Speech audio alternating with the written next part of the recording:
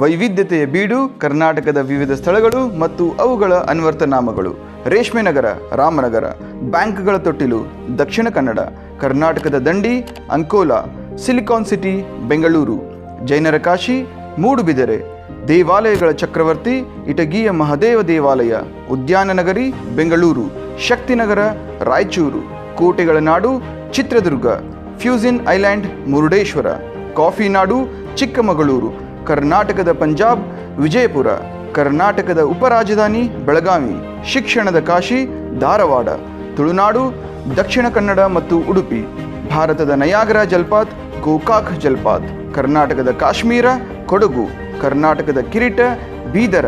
ಜಲಪಾತಗಳ ಜಿಲ್ಲೆ ಉತ್ತರ ಕನ್ನಡ, ಪಂಚ ನದಿಗಳ ಜಿಲ್ಲೆ ವಿಜಯಪುರ, ಡೆಕ್ಕನಿನ ರಾಣಿ ವಿಜಯಪುರ, ಅರಮನೆಗಳ ನಗರ ಮೈಸೂರು, ಕಲ್ಪತರು ನಾಡು ತುಮಕೂರು, ಡಾಕಿಯ ತವರೂರು